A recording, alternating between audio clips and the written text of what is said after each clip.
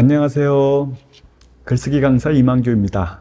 제가 평소 가장 많이 읽는 책은 문학책입니다. 그래서 오늘은 문학은 무엇이고 문학 작품은 어떻게 읽어야 할까를 두고 이야기를 나눠보겠습니다.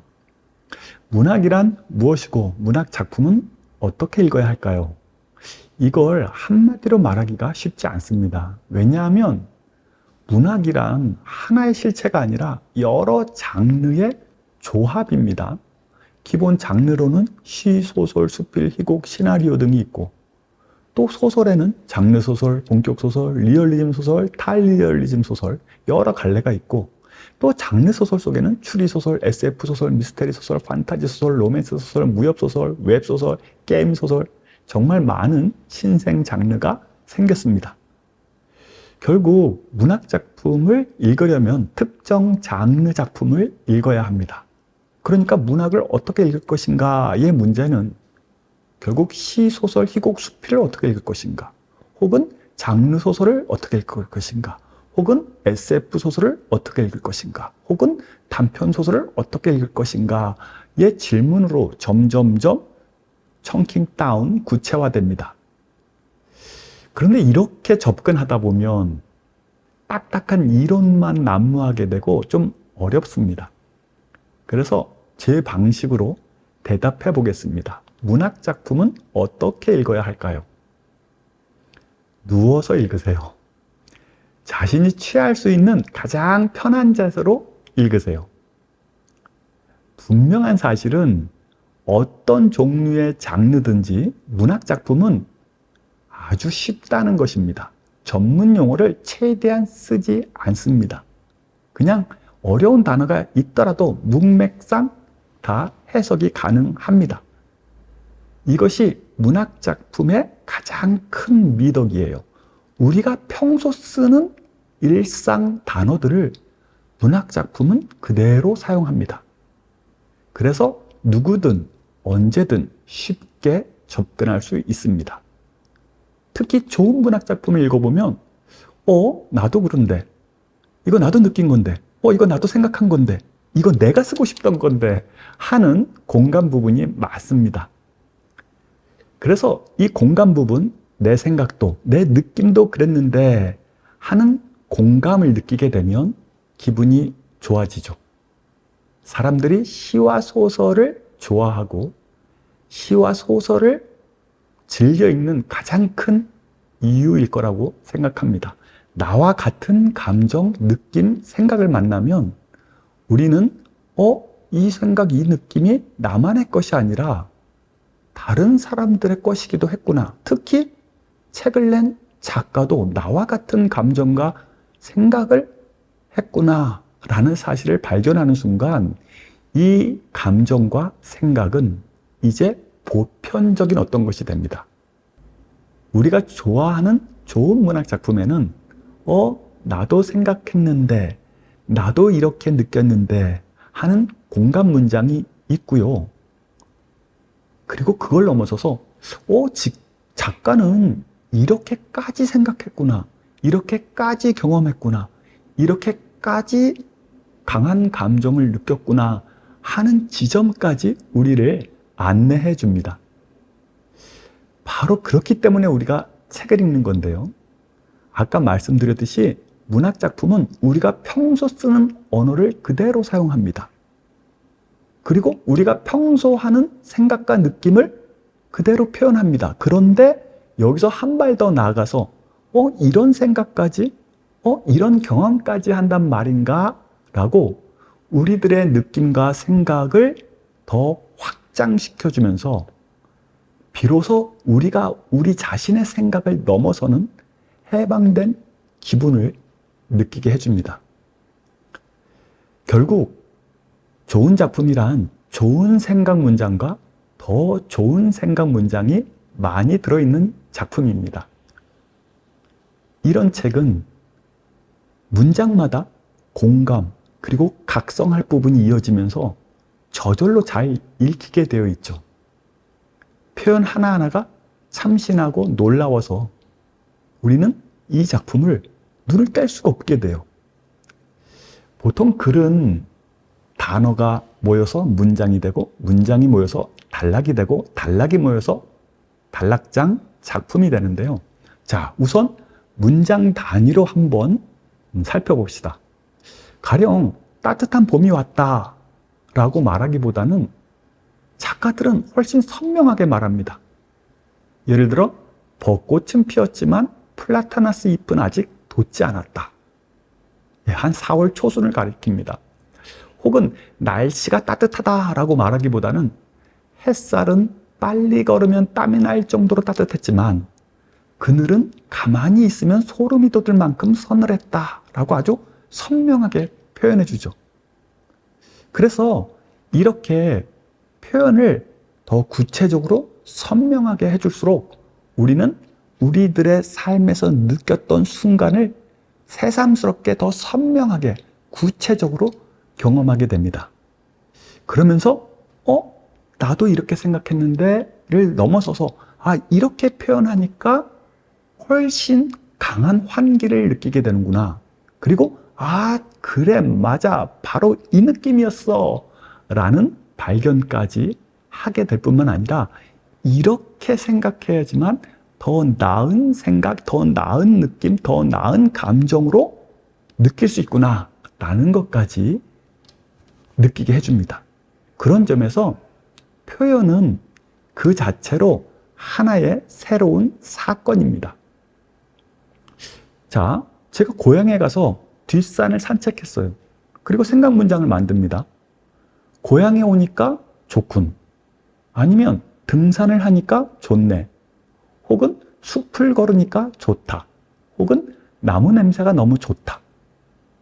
이렇게 같은 경험을 해도 전혀 다른 생각 문장을 만들 수가 있습니다. 그리고 그에 따라서 초점화와 의미화가 바뀌게 되죠. 그래서 생각 문장은 경험의 재현이 아니라 경험을 넘어서는 새로운 사건입니다. 제가 학교에 가다가 돌부리에 걸려 넘어졌어요. 그러면 이렇게 생각할 수 있어요. 재수없네. 오늘 돌부리에 걸려 넘어졌어. 그런데 이렇게 생각할 수도 있어요. 내가 오늘 너무 서두르다가 실수를 했네. 그래서 돌부리에 걸려 넘어졌네. 혹은 이렇게도 생각할 수 있어요. 돌부리에 걸려 넘어졌지만 크게 다치지 않았네. 운이 좋네. 자, 생각해 보세요. 똑같이 돌부리에 걸려 넘어졌지만 재수가 없다 라고 생각 문장을 만들 수도 있고, 실수를 했다 라고 생각 문장을 만들 수도 있고, 운이 좋았다 라고 생각 문장을 만들 수도 있습니다. 이렇게 같은 사건도 다른 생각 문장을 만들므로써 전혀 다른 의미를 창조해냅니다. 이 점을 꼭 기억하세요. 인간은 경험에 종속되는 존재가 아닙니다. 경험한 것을 생각 문장으로 만드는데 이때 내가 만든 생각 문장에 의해서 이 경험은 새롭게 재탄생합니다. 그렇기 때문에 경험에 종속되는 존재가 아니라 경험에 새로운 의미를 부여하고 새로운 창작을 하는 존재입니다. 카프카는 그의 일기에서 이렇게 말했습니다. 그 이름을 정확하게 불러야 그 삶이 우리에게 온다. 그것이 삶이라는 마술의 본질이다 라고 했습니다. 이게 참 신기한 사실인데요. 방금 말씀드렸듯이 어떤 경험, 어떤 사건을 내가 맞닥뜨렸느냐가 중요한 게 아니라 그것을 얼마나 뜻깊은 생각 문장으로 떠올렸느냐, 생각 문장을 만들어냈느냐가 인간에게 있어서는 가장 중요한 것이고, 그래서 인간은 사건에 의해 지배되는 존재가 아니라 언제든 자기 생각에 의해서 새롭게 생성되는 창발적인 존재라는 거죠.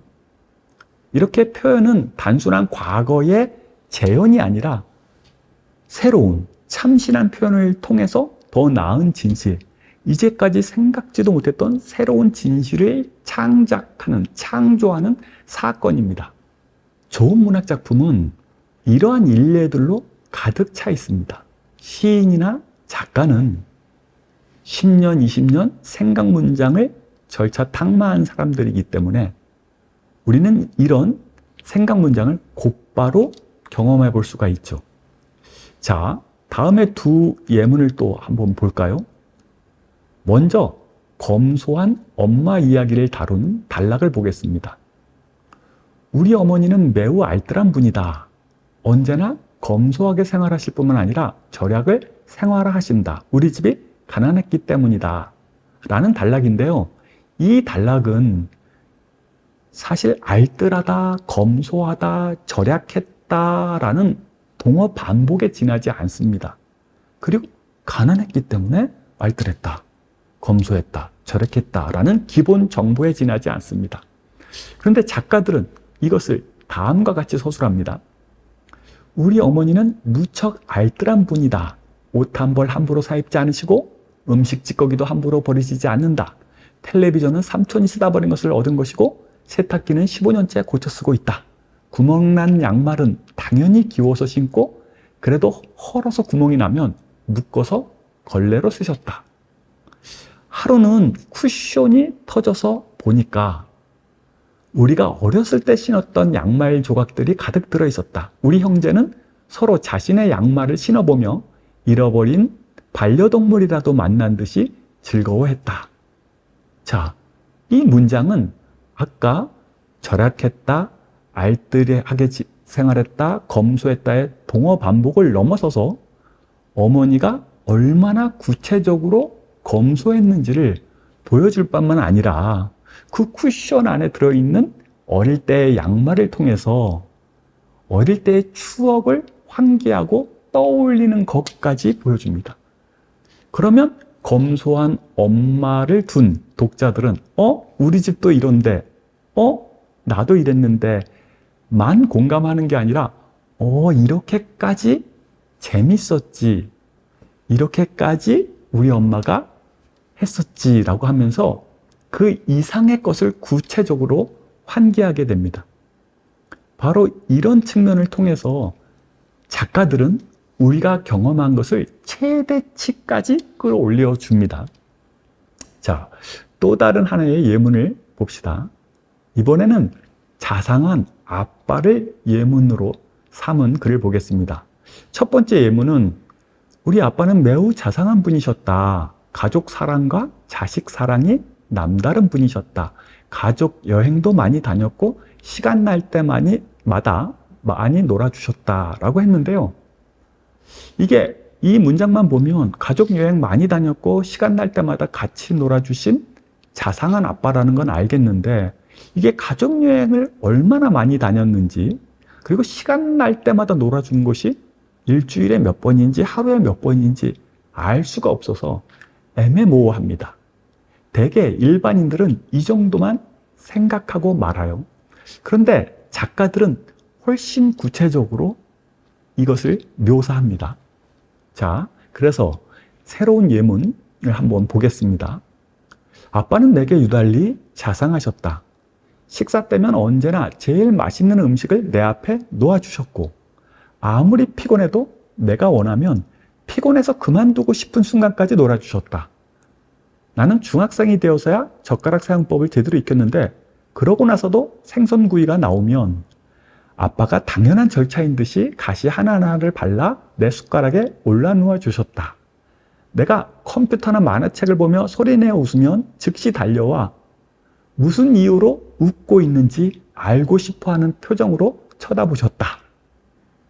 엄마가 늦게 귀가할 경우 재빨리 숨어서 누가 나중까지 들키지 않나 하는 것은 아빠와 내가 습관처럼 즐겼던 게임이었다. 스코어가 무려 98대 93까지 갔었다. 이렇게 구체적으로 5가지 예문을 든 다음에요. 아주 더 구체적인 예문 하나를 더 넣습니다. 초등학교 5학년 때로 기억한다. 한 번은 자다가 화장실에 가게 되었는데 불 켜진 아빠 방에서 이상한 소리가 나길래 조심스레 들여다보았더니 노래 연습을 하고 계셨다. 음정도 박자도 전혀 맞지 않았다. 그래서인지 몇 번이나 다시 부르고 또 부르셨다. 그 노래는 내가 그중 제일 좋아하는 그러나 아직 정확하게 나도 익히지 못한 아이돌 그룹의 신곡이었다.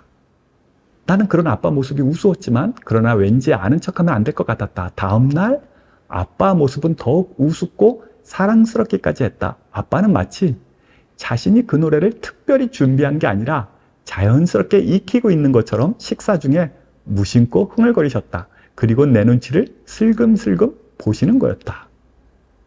자, 이렇게요.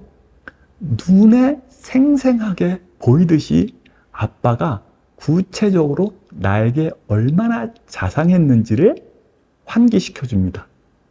우리가 이런 문학 작품을 읽게 되면 아, 우리 아빠도 이랬는데 아니 그리고 이렇게까지 자상하셨단 말이야? 라고 하면서 마치 이 순간 속으로 들어가서 이 경험들을 함께 공감하고 그리고 나의 경험을 더욱 확장시키는 시간이 되어줍니다. 그래서 이 감탄과 공감, 아 나도 그랬지 하는 공감과 아니 이렇게까지 했단 말이야 하는 감탄으로 우리는 우리의 뇌를 활성화하게 됩니다.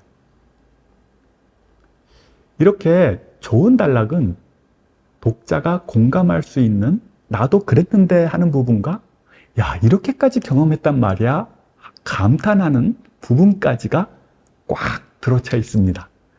그래서 좋은 작품을 읽으면 나의 감정과 생각을 확인할 뿐만 아니라 확장할 수가 있고 이렇게 확장되는 건 자아가 확장되는 기쁨으로 이어지게 되죠. 자, 이번에는 동화책을 예문으로 한번 들어볼게요. 여러분 혹시 도둑질 해본 적 있나요?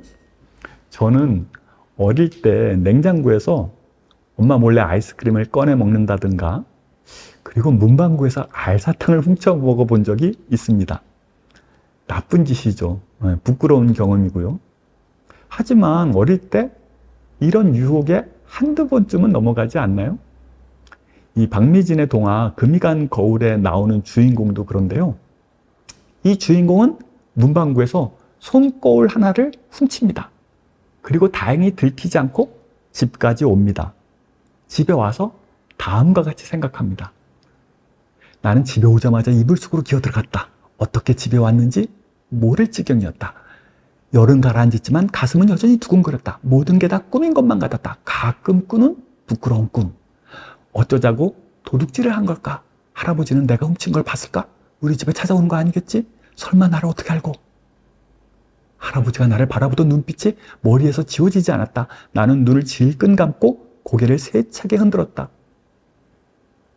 내가 훔치지 않았어도 어쨌든 이건 안 팔릴 물건이잖아. 누가 포장도 안 된 낡은 거울을 사가겠어? 그러니까 나는 바지 주머니에서 훔친 거울을 꺼냈다. 이상하게도 뿌듯한 마음이 들었다. 돈을 주고 물건을 샀을 때와는 다른 기분이었다. 불안한 마음은 어느새 사라지고 없었다. 꼭 선물 받은 것처럼 신이 났다. 자, 저는 이 부분을 보면서 주인공이 남의 물건을 도둑질했을 때의 두려움과 부끄러움을 선명하게 묘사할 뿐만 아니라 어느 순간 이거 아무도 안 살 거잖아 라고 하면서 자기 변명을 하고 그리고 훔친 물건이니까 더 기분 좋다. 선물 받은 것처럼 신이 난다. 라고 자기 모순까지 적나라하게 표현하고 있습니다.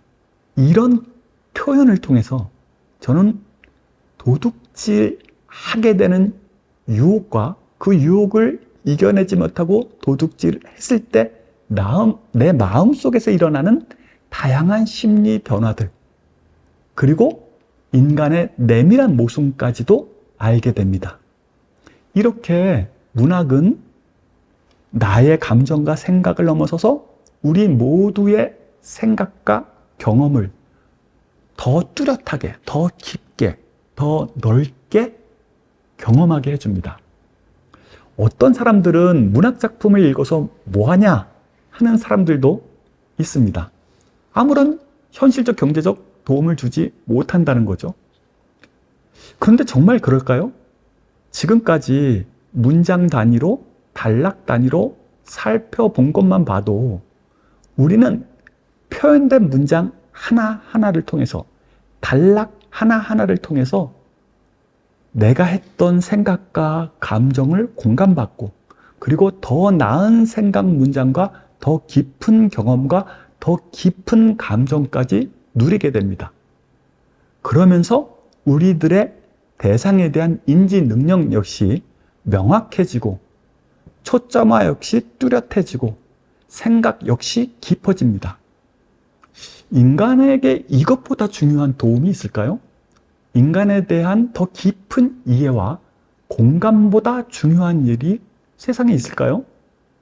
저는 그래서 내가 공감할 수 있는 좋은 생각 문장과 내가 감탄할 수 있는 더 나은 생각 문장을 사용한 문학 작품을 경험하는 것보다 현실적으로 더 큰 도움을 주는 방법이 또 있을까 싶습니다. 무엇을 하든 그것에 대한 더 나은 생각 문장보다 더 중요한 것은 없지 않을까요? 지금까지 문학 작품에서 사용하는 하나의 단어, 문장, 단락이 우리에게 어떤 감상과 변화를 주는지 살펴보았습니다. 기왕이면 단락장, 작품 전체까지 살펴봐야 하는데 그런 분량이 너무 길기 때문에 생략해야 할 것 같습니다. 시는 시적 퍼소나를 통해서 그 퍼소나가 느끼는 감정과 생각을 표현합니다. 소설은 화자와 주인공을 통해서 감정과 생각을 표현하고요. 물론 주인공뿐만 아니라 반주인공, 조연 등 여러 등장인물을 생각과 감정도 표현하죠. 희곡은 연극 무대와 배우를 통해서 감정과 생각을 표현합니다. 이렇게 문학 작품이란 작품 속 화자, 즉 인물을 통해서 인간이 느끼는 감정과 생각을 표현하는 글입니다. 이게 문학의 본질이기 때문에 문학 작품을 이해하기 위해서는 특별한 방법이나 어려운 이론이 필요하지 않습니다.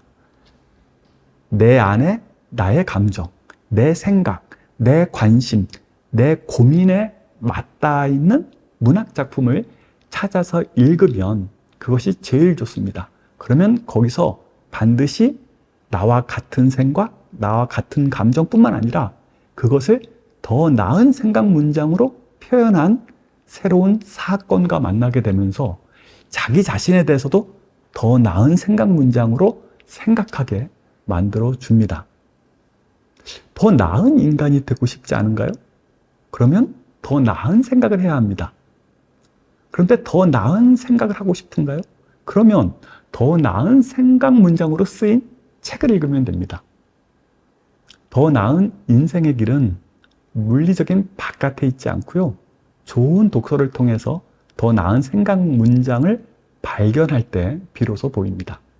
더 나은 반찬도 좋고, 더 나은 옷도 좋고, 더 나은 자동차도 좋지만 더 나은 생각 문장도 많이 만나고 더 나은 생각 문장을 많이 창작하는 그런 삶을 누리시기 바랍니다. 고맙습니다.